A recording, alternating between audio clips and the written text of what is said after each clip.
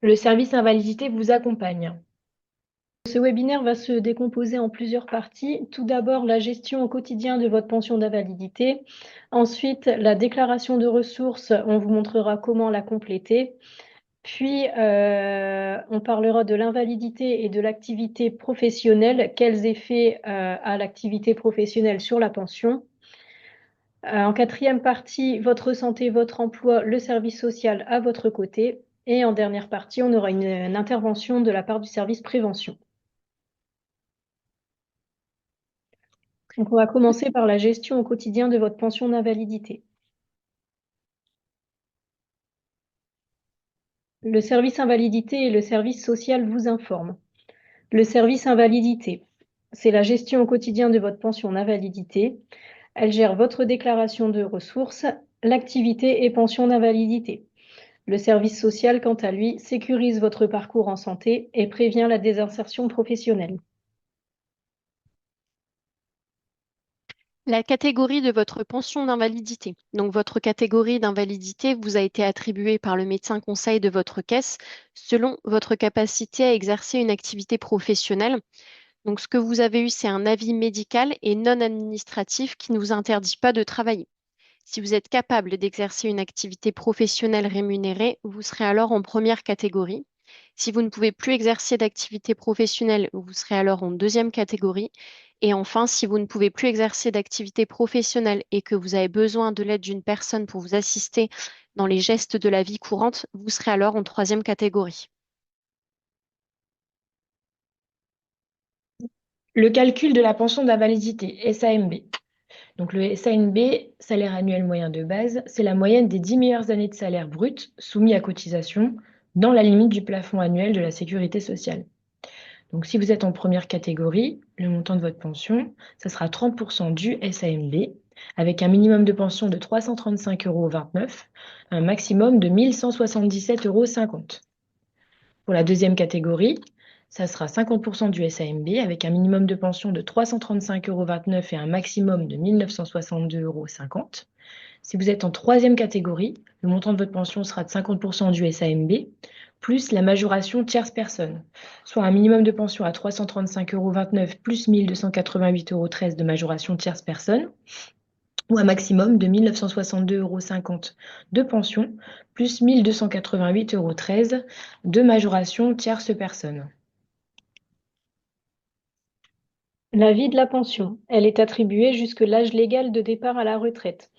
Il n'y a pas de cotisation retraite sur la pension d'invalidité, mais uniquement la validation des trimestres. Pour un changement de catégorie, la demande peut être à l'initiative soit du service médical, soit de l'assuré auprès de sa CEPAM. Lorsque vous déménagez, votre dossier sera transféré vers votre nouvelle CEPAM et vous continuez de percevoir votre pension même si vous résidez à l'étranger. Le paiement, le montant. Il faut savoir que la pension est payée à terme échu entre le 9 et le 13 du mois et celle-ci est revalorisée tous les ans. Vous pouvez noter que le montant de votre pension peut varier en fonction des informations que vous avez transmises lors de votre déclaration de ressources, mais aussi les retenues des participations forfaitaires et franchises. La pension est imposable et soumise au prélèvement à la source. Il y a une télétransmission automatique qui se fait par le biais de la CEPAM auprès de l'administration fiscale. Celle-ci est soumise au prélèvement à la source et aux cotisations CSG, CRDS, CASA.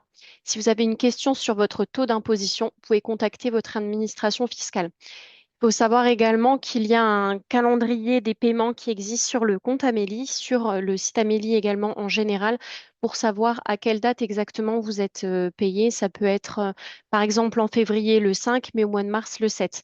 Voilà, les paiements peuvent se faire à différents moments. La fin de la pension.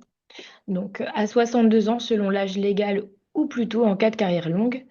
Ma pension est supprimée, j'ai demandé ma retraite au préalable. Si vous continuez à travailler et que vous n'avez pas demandé votre retraite, il y a une possibilité de maintien de la pension jusqu'à 67 ans maximum, sur demande de votre part et sous certaines conditions. Pour connaître le montant de votre retraite, il faudra contacter la CARSAT au 3960 ou alors sur le site de l'assurance retraite www.l'assurance-retraite.fr. Si vous avez besoin d'informations sur la retraite, vous pouvez cliquer sur la petite image lorsque vous aurez le lien. Chaque mois, la CARSAT propose une visioconférence sur ces thèmes. Comprendre mon relevé de carrière, comment fixer mon âge de départ à la retraite, connaître et utiliser les services en ligne de l'assurance retraite et mon agenda retraite qui permet de recevoir de manière régulière des informations et conseils personnalisés pour préparer sereinement sa retraite. Donc maintenant, on va vous diffuser une vidéo sur le compte Amélie.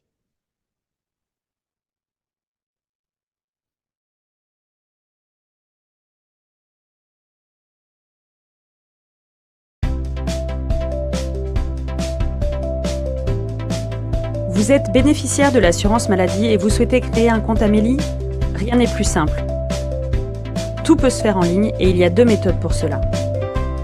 Rendez-vous sur assuré.amélie.fr et c'est parti pour la première méthode qui exige votre RIB et votre carte vitale.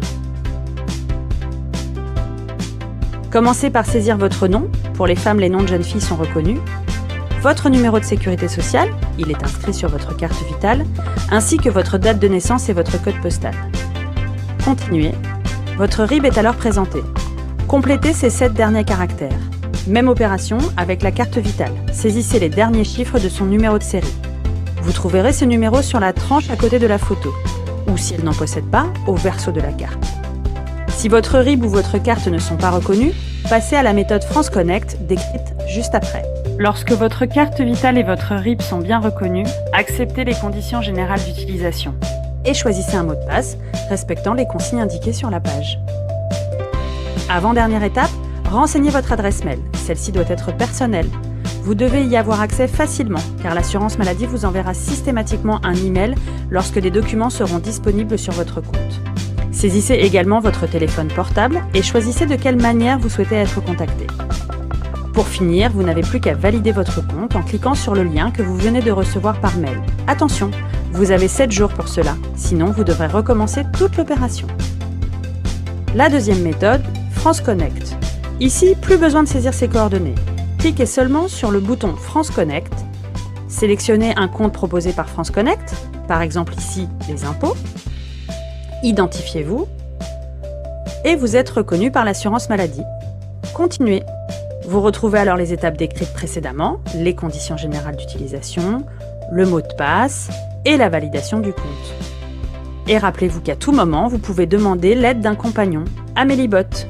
Posez-lui une question et il vous répondra. À très bientôt sur votre compte Amélie.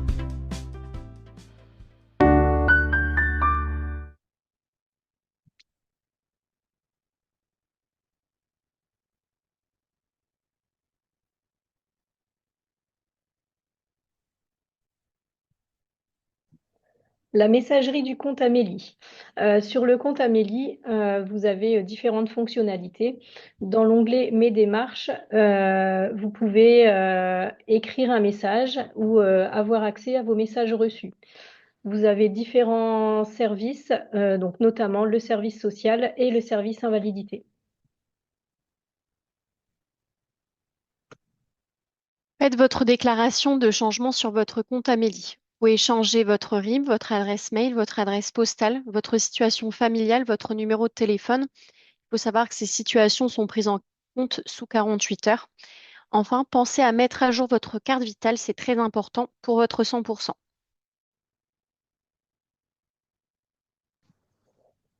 La déclaration de ressources, comment la compléter? On va maintenant vous diffuser une vidéo sur la déclaration de ressources.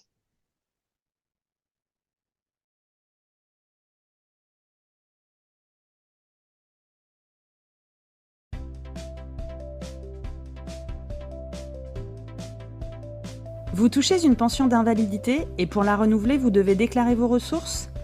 Si vous êtes titulaire du compte Amélie, cette déclaration doit se faire en ligne. Rendez-vous sur assuré.amélie.fr et connectez-vous à votre compte Amélie. On vous avertit tout de suite, vous avez une déclaration à remplir.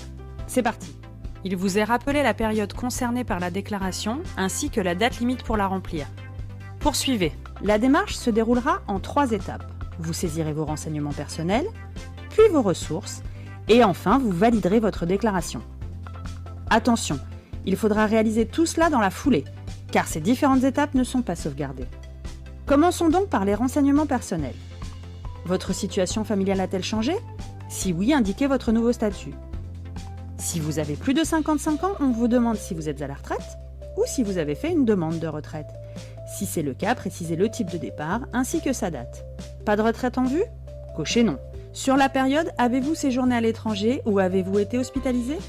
Si oui, précisez les dates du séjour à l'étranger et le nom de l'établissement. Poursuivons.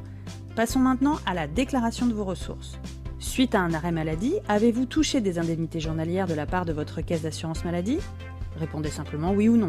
On vous pose ensuite une série de questions sur votre situation professionnelle. Êtes-vous salarié? Avez-vous une activité libérale? Touchez-vous des allocations chômage? Cochez oui à la situation qui vous correspond. Si vous êtes salarié ou en maintien de salaire, saisissez le montant brut mensuel de vos revenus sur la période indiquée au niveau de chaque ligne. Vous ne savez pas où récupérer ces montants sur votre bulletin de paye? Généralement, ils correspondent aux intitulés suivants. Vous avez une activité commerciale, libérale ou artisanale? Précisez les montants que vous avez perçus sur la période indiquée. En l'occurrence, votre bénéfice si vous êtes soumis au régime d'imposition au réel ou votre chiffre d'affaires si vous êtes soumis au régime d'imposition microfiscale. Les dates de la reprise et de la cessation de votre activité sont optionnelles. S'il n'y a aucun changement, ne rien remplir. Vous touchez le chômage? Précisez la nature de votre allocation. Par exemple, l'allocation d'aide au retour à l'emploi ou l'allocation de professionnalisation et de solidarité. Ensuite, saisissez le montant brut journalier de votre allocation, ainsi que les différentes périodes d'indemnisation couvertes. Aidez-vous de la petite croix pour ajouter des lignes. Pareil que tout à l'heure, ne saisissez pas de date s'il n'y a pas eu de changement. Vous touchez d'autres ressources telles que des indemnités versées par un autre organisme que l'assurance maladie? Précisez la nature des ressources, prévoyance par exemple, ainsi que le nom de l'organisme qui vous les verse. Saisissez ensuite les montants de vos revenus bruts, ainsi que les périodes mensuelles concernées. Allez, un dernier bloc ressources à remplir. Il concerne vos éventuelles prestations. Si vous touchez une pension militaire d'invalidité, une pension du régime spécial, une pension du régime agricole ou une rente pour accident du travail, cochez oui. Et indiquez le montant brut mensuel sans indiquer de période cette fois. Cet écran ne concerne que les titulaires d'une allocation supplémentaire invalidité. Si vous ne la touchez pas, vous ne le verrez pas. Ici, on vous pose une série de questions supplémentaires pour que vous puissiez déclarer d'une part les ressources de votre conjoint, conjointe, concubin, concubine ou pacsé, d'autre part les éventuelles ressources supplémentaires que vous n'avez pas renseignées dans les écrans précédents. Prenons l'exemple des pensions, rentes ou retraites. Si vous en avez perçu, indiquez les montants bruts pour vous-même et pour votre partenaire de vie. Si pour ce dernier ou cette dernière il n'y en a pas, mettez 0. Enfin, si vous êtes célibataire et que vous n'avez pas d'autres ressources que celles déjà déclarées dans les écrans précédents, le chômage par exemple, laissez les coches à non et poursuivez. C'est bientôt la fin. Il vous reste à vérifier les informations que vous avez saisies. Vous pouvez les corriger en cliquant sur Retour. Si tout est bon, cliquez sur Valider votre déclaration. Ce faisant, vous certifiez sur l'honneur l'exactitude de votre déclaration. Voilà, c'est terminé. Téléchargez si besoin votre déclaration. Mais notez que vous n'avez pas besoin de l'envoyer à votre CPAM. Pour rappel, l'historique des déclarations de ressources est accessible via Mes démarches, puis Invalidité. N'oubliez pas, si vous réalisez a posteriori que vous vous êtes trompé dans votre déclaration, contactez votre caisse.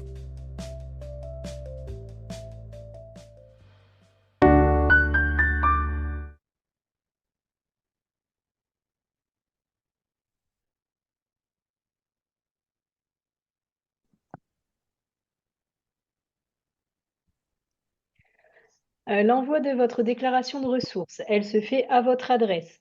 À noter que les premières déclarations seront toujours trimestrielles et ensuite, en fonction de votre situation, elle sera annuelle si vous n'avez pas du tout de revenus. Elle sera semestrielle si vous avez des revenus qui sont sans incidence sur votre pension. Elle sera trimestrielle si vous êtes bénéficiaire de l'ASI ou de la 3e catégorie. Et elle sera mensuelle si vous avez des revenus avec incidence sur votre pension. Qu'est-ce que l'allocation supplémentaire invalidité, l'ASI? Donc l'ASI est une allocation qui vous est attribuée si vous êtes titulaire d'une pension d'invalidité et le montant des ressources ne dépasse pas 899,56 € par mois pour une personne seule, donc que l'on considère célibataire, veuf ou divorcé, 1574,24 € par mois pour un couple, donc que l'on considère marié, pacsé ou concubin, Avant toute demande, vous devez faire une simulation sur le lien suivant mesdroitssociaux.gouv.fr. Si vous percevez l'ASI, donc sur votre déclaration de ressources, il faudra compléter ce cadre, mais uniquement si vous êtes titulaire du coup de l'ASI, de l'allocation supplémentaire invalidité. Il faudra indiquer les montants de vos ressources et les ressources de votre conjoint ou néant. 3. Invalidité et autres revenus, quels effets sur votre pension? Le montant de votre pension peut varier en fonction de vos revenus. Quelle que soit votre catégorie d'invalidité et si votre état de santé le permet, vous pouvez exercer une activité à temps plein ou à temps partiel. Toutefois, le montant de votre pension peut varier en fonction des revenus que vous aurez déclarés. Les revenus pris en compte, ce sont les salaires, les indemnités journalières, les stages, les chèques emploi-service, les revenus d'activité non salariés, le chômage ARE. Les revenus non pris en compte, ça sera l'allocation adulte handicapé, la prévoyance au titre de l'invalidité non associée à du travail ou des indemnités journalières et le chômage allocation spécifique de solidarité. On va maintenant vous diffuser une vidéo sur le salaire de comparaison.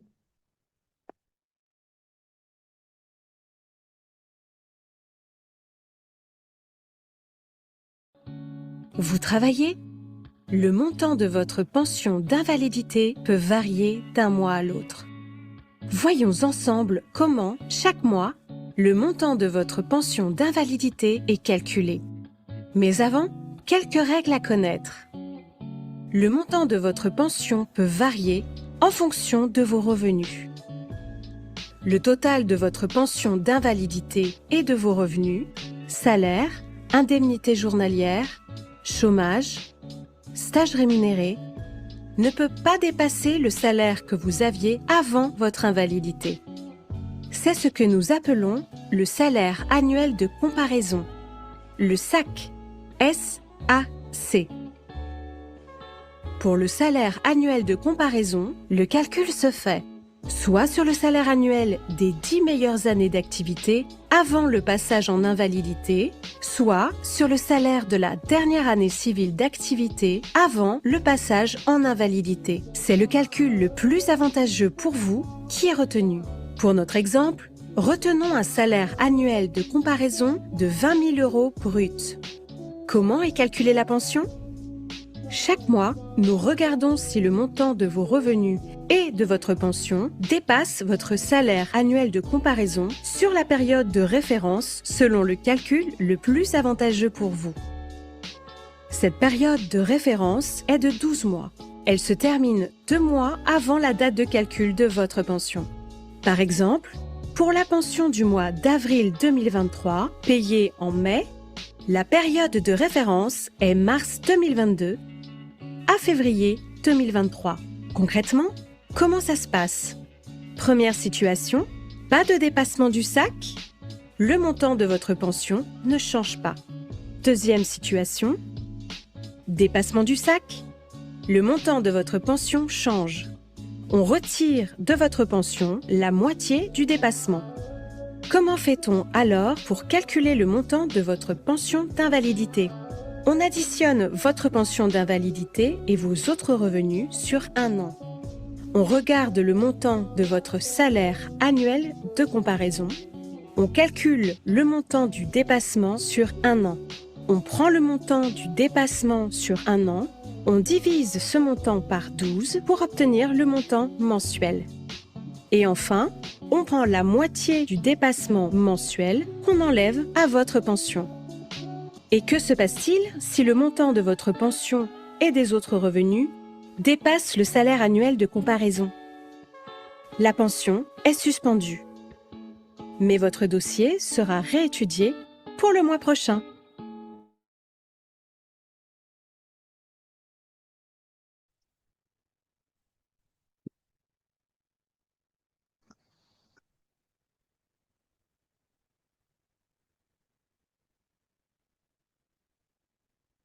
Votre santé, votre emploi, les modifications de mes droits suite à mon passage en invalidité.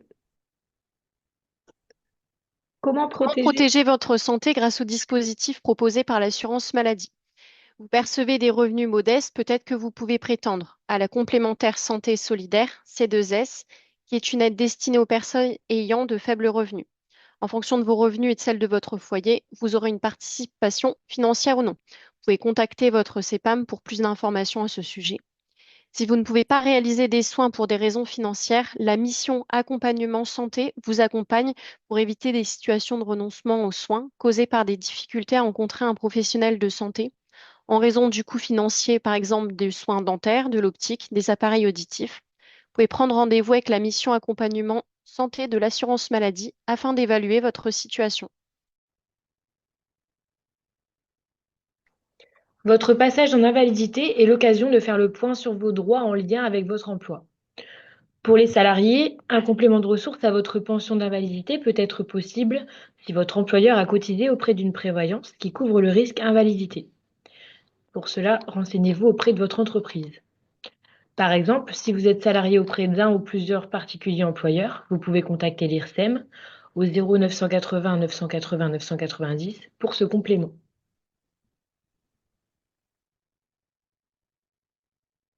Votre passage en invalidité est l'occasion de faire le point sur vos droits auprès des organismes. Vous pouvez contacter la CAF si vous êtes locataire concernant l'aide au logement pour faire une simulation d'un droit potentiel. Vous pouvez contacter également les assurances si vous avez contracté un prêt immobilier ou à la consommation. Dans ce cas, une prise en charge des mensualités peut intervenir. Vous pouvez vous renseigner directement auprès de vos organismes de crédit.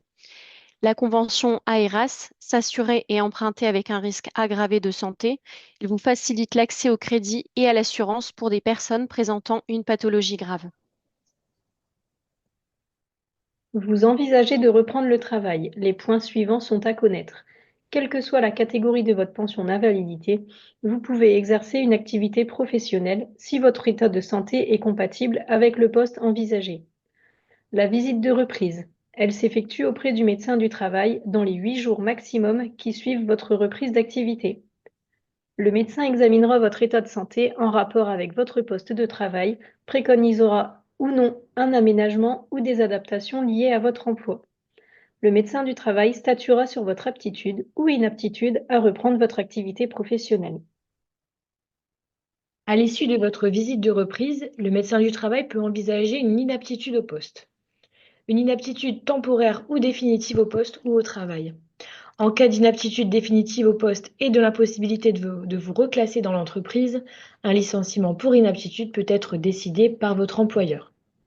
En cas de licenciement pour inaptitude, il est possible de vous inscrire à France Travail et éventuellement prétendre à l'allocation chômage. La pension d'invalidité peut être versée durant votre indemnisation de chômage dans les conditions liées au cumul des deux revenus. Votre attestation relative à l'OETH, c'est l'obligation d'emploi des travailleurs handicapés. Elle vous sera utile dans ce parcours de retour à l'emploi. Elle vous a été transmise avec la notification d'invalidité et votre titre de pension. Celle-ci se demande tous les 5 ans. Donc, elle est valable 5 ans. Dès qu'elle est obsolète, vous pouvez recontacter votre CEPAM pour une réédition. À quoi sert l'attestation de l'OETH? Vous l'avez obtenue par le service invalidité ou via votre compte Amélie pour faciliter les démarches liées à l'aménagement de votre poste de travail ou de vos horaires de travail. Vous devez transmettre une copie à votre employeur et au service de santé au travail. Si vous souhaitez retravailler en tant que bénéficiaire de l'OETH, vous pouvez prendre rendez-vous avec une assistante sociale. Si vous êtes en situation de perte d'autonomie pour réaliser les actes de la vie quotidienne, la MDPH, Maison départementale des personnes handicapées, propose des aides telles que la carte mobilité inclusion pour faciliter vos déplacements, l'allocation aux adultes handicapés, l'AAH, qui est attribuée sous conditions médicales et de ressources, la prestation de compensation du handicap, la PCH, qui finance l'aide d'une tierce personne, l'aménagement du domicile ou du véhicule. En cas d'hospitalisation, si vous vivez seul, vous pourriez éventuellement obtenir une participation financière aux frais d'aide ménagère par votre complémentaire santé ou les services actions sanitaires et sociales de la CPAM. Les conséquences de l'invalidité sur vos droits retraite. Donc, il faut savoir que les trimestres d'invalidité sont des trimestres qui sont validés pour votre caisse de retraite.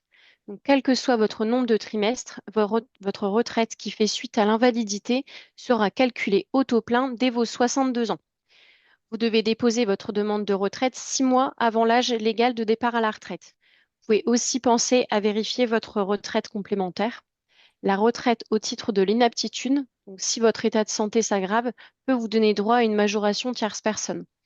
Donc, si vous souhaitez plus d'informations à ce sujet, vous pouvez contacter l'assurance retraite au 3960, qui est un numéro de téléphone gratuit, ou sur le site internet l'assurance-retraite.fr. Au regard de ces changements, le service social est à vos côtés.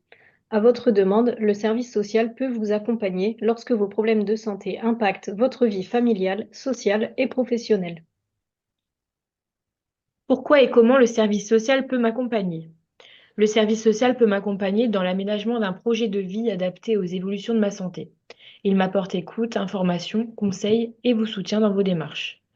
Si mon état de santé me permet de reprendre une activité professionnelle, le service social me prépare à la reprise d'activité et m'aide dans l'élaboration et la réalisation d'un projet professionnel adapté à mon état de santé en lien avec les différents partenaires du maintien en emploi. Vous souhaitez nous contacter par mail ou téléphone, donc c'est possible pour le service invalidité. Si vous avez une question simple, une demande en cours, une demande d'explication, vous pouvez téléphoner au 3646, qui est un service gratuit disponible du lundi au vendredi de 8h30 à 16h30, ou via votre messagerie du compte Amélie, rubrique Écrire un message, message reçu, message envoyé. Enfin, le service social, si vous avez des difficultés d'ordre personnel ou professionnel causées par votre état de santé, vous pouvez appeler également le 3646 et dites service social. Enfin, vous avez plusieurs adresses mail qui s'affichent. Donc, en fonction de votre caisse d'appartenance, donc que ce soit l'île Douai, Artois, Roubaix, Tourcoing, les Flandres, la Coop d'Hautepal ou le Hainaut, toutes les adresses ne s'afficheront pas, pardon, lorsque vous allez recevoir le webinaire par messagerie à la fin de la réunion. Ce sera personnalisé pour l'adresse qui vous correspondra. Vous souhaitez nous rencontrer. Pour le service invalidité, c'est sur rendez-vous uniquement pour un accueil personnalisé. Sur amélie.fr, rubrique Mon agenda, prendre un rendez-vous. En libre service, vous avez accès aux bornes en autonomie, vous pouvez déposer des documents. Et l'espace numérique pour l'accès aux services en ligne. Le service social, si vous avez des questions complémentaires, vous pouvez prendre rendez-vous par la messagerie de votre compte Amélie ou en contactant le 3646. Des informations en continu. Les newsletters. Régulièrement, vous recevrez des newsletters avec divers sujets sur l'invalidité. Un QR code sur vos courriers. Ce QR code vous emmène sur diverses sources d'informations invalidité. Nos conseillers vous contactent lorsque vous risquez la suspension de votre pension, lorsqu'il nous manque des pièces pour le versement de votre pension et pour mettre à jour vos coordonnées sur le compte Amélie. Donc le numéro de téléphone, adresse mail, adresse postale. Si vous souhaitez nous transmettre des pièces pour votre dossier invalidité, donc il y aura des clics, mais uniquement pour les CEPAM, l'île Douai, Roubaix, Tourcoing. Et l'Artois. On va maintenant laisser la parole à notre collègue de la prévention qui va vous faire une présentation. Bonjour à toutes et tous. Alors, concernant la prévention, vous pouvez bénéficier d'un examen de prévention en santé au sein des centres d'examen de santé implantés sur le territoire, sur vos territoires de résidence. Alors, ces examens de prévention en santé, vous pouvez en réaliser tous les 5 ans. C'est à partir de 16 ans et plus. C'est pris en charge à 100% par l'assurance maladie et cela dure une demi-journée. Vous avez 6 raisons de réaliser l'examen de prévention en santé. Alors, ça vous permet bien sûr de pouvoir rencontrer plusieurs professionnels de santé avec lesquels vous allez pouvoir faire le point et échanger sur vos préoccupations en matière de santé. À l'issue de ce bilan, vous savez exactement où vous en êtes au niveau de votre santé et vous serez orienté, si besoin, vers les professionnels de santé adéquates. Vous devez être à jeun pour les premiers examens, puisque vous allez avoir prise de sang, vous allez avoir analyse d'urine. Mais rassurez-vous, une collation vous sera vite apportée pour que vous puissiez poursuivre le bilan sans aucune contrainte. Vous pouvez vous rendre dans le centre d'examen de santé de votre choix. Vous n'aurez rien à débourser et les examens réalisés sont adaptés selon votre suivi médical. Donc, réaliser un bilan complet en ville comme celui proposé vous prendrez bien plus qu'une demi-journée sans rien débourser. Et comme vous le savez, ce n'est pas parce qu'on ne ressent rien qu'on est en bonne santé. Seuls des examens médicaux réguliers permettent de s'en assurer. Vous recevrez, une fois que le rendez-vous est pris, un questionnaire en amont à compléter à votre domicile. Il faudra venir avec le jour J et en fait, on vous questionnera sur vos habitudes de vie. Pour les inscriptions, on va afficher les différentes adresses et numéros de téléphone selon votre territoire, vos territoires de résidence. Donc, je pense que comme on l'a dit précédemment, vous recevrez les adresses et numéros de téléphone qui vous concernent par rapport à votre lieu de résidence.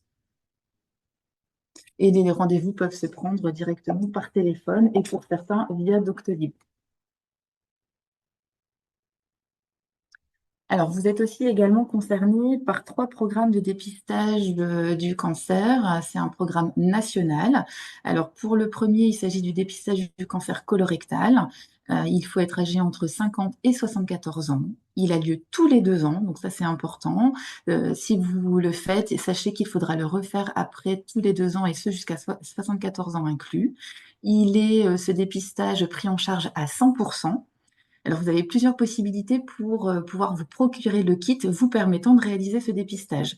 Alors, soit en vous rendant chez votre pharmacien, soit en vous rendant chez votre médecin traitant, il pourra vous mettre à disposition ce kit, ou si vous avez l'habitude d'utiliser Internet, vous pourrez le commander directement sur le site dédié à cela. Donc, vous avez le petit icône et le petit lien qui apparaît directement sur la diapo. Donc, ce test se réalise à la maison. Et ensuite, vous devez l'adresser par courrier dans les 24 heures. Donc ça, j'insiste là-dessus, c'est extrêmement important parce qu'après, le test, si vous allez au-delà des 24 heures, si vous l'envoyez au-delà de ce laps de temps, le test ne sera plus considéré comme étant valable. Donc, il faut bien prendre en compte les week-ends et jours fériés. C'est vraiment à éviter. Donc, il faut le faire en semaine pour pouvoir le redéposer dès le lendemain. Alors ensuite, vous avez également le dépistage du cancer du sein. Donc là, ça concerne les femmes âgées de 50 à 74 ans. C'est le même principe que le précédent, donc c'est tous les 2 ans et c'est pris en charge à 100%. Alors, vous recevez une invitation qui est valable 6 mois. Après, il y aura des relances aussi qui vous seront affectées et vous pouvez prendre rendez-vous chez un radiologue de votre choix. D'accord? Réalisation de la mammographie, il y a ce qu'on appelle une double lecture. D'accord? Donc, ça permet quand même de sécuriser les résultats et d'avoir un résultat vraiment fiable. Et vous avez enfin, pour les femmes, le dépistage du cancer du col de l'utérus. C'est un dépistage qui se réalise là de 25 à 65 ans, tous les 5 ans.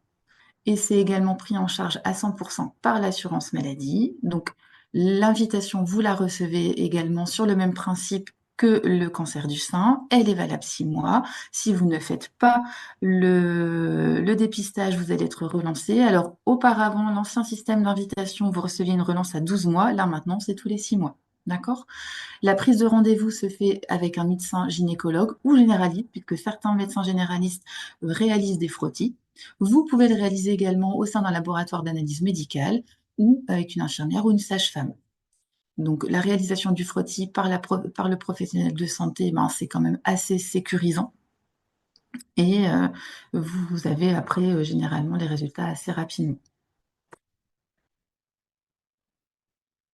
Alors, pour le renvoi des invitations, si vous pouvez nous contacter directement via la plateforme téléphonique, via le 3646, qui est un appel gratuit, qui est un service gratuit plus le prix d'un appel, pour qu'on vous renvoie bien sûr une nouvelle invitation. Ou alors vous demandez à votre médecin traitant s'il peut vous donner une invitation. Il est tout à fait habilité à pouvoir rééditer une invitation pour réaliser le dépistage du cancer du sein ou de l'utérus ou colorectal. Voilà.